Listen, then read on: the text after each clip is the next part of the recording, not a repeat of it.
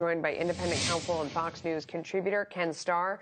Ken, I want to start with the news that we just heard, which is that hearing for July 15th is now gone.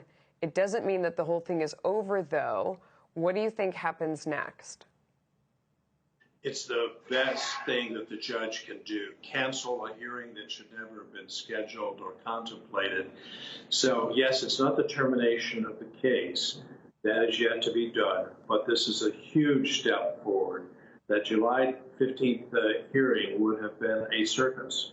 So the Judge Sullivan, who is an honorable man who has vast experience as a federal judge, appears to be obeying exactly what the D.C. Circuit, the Court of Appeals, has said, which is this action by the judge has to stop.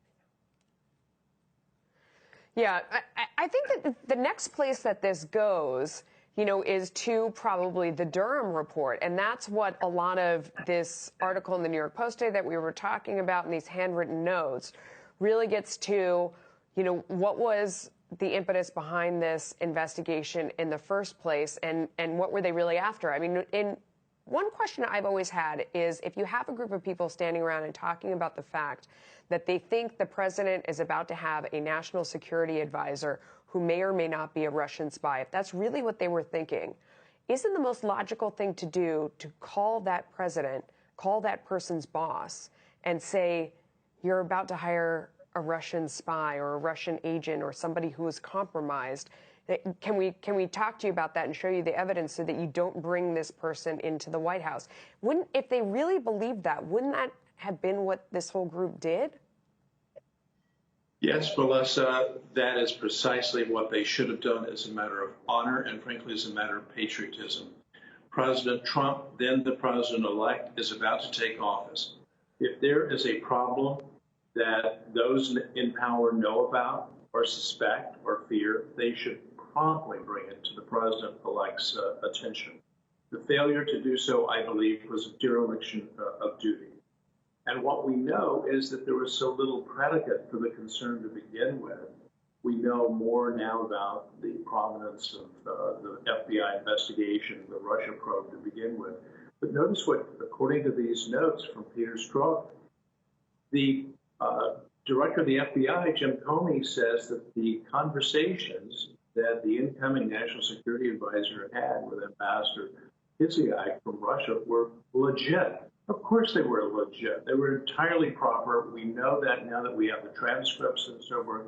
So the entire idea of investigating the national security advisor and the campaign more generally was really extraordinarily ill-founded. It shows remarkably poor judgment on the part of the President of the United States, President Obama.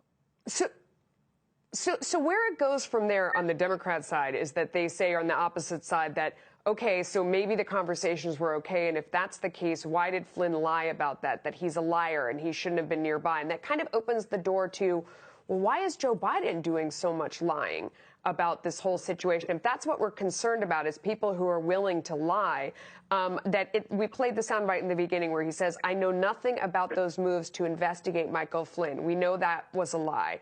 And in fact, George Stephanopoulos calls him on that, and he says, oh, I thought you were asking me if I knew anything about Flynn being prosecuted. He repeated the question to George Stephanopoulos, and then he said he thought it was a different question, even though he reported it. Now we're reading in Strzok's notes, if you believe them, that he actually is the one that suggested the Logan Act. Yes. Do you think that Joe Biden has been lying to us over and over again? It would appear so. I don't want to make accusations, but the notes, I think, that Peter Strzok took, if they are accurate, are very damning to the vice president, to Joe Biden. And why? Because he's participating in the conversation. It's not that he's overtaking notes on something else or handling a phone call or whatever. He is participating in the conversation. And according to the notes with quotations around the Logan Act, he is mouthing the words Logan Act. That means he is really zoning in and not zoning out. He knows exactly what this is all about. And he appears to be suggesting that the incoming national security advisor should be investigated under a statute that now I hope the American people know does not fit. No prosecution ever brought under it in the history of the Justice Department going back to 1870. So that was outrageous. Was he just talking off the top of his head? No, he wasn't. He was also referring, according to these notes, to his many years on the Intelligence Committee, on the Senate Intelligence Committee. So the vice president and the likely nominee has a lot to answer for, and he has not answered it yet. No, we will see. Ken Starr, thank you for your help today. We appreciate it.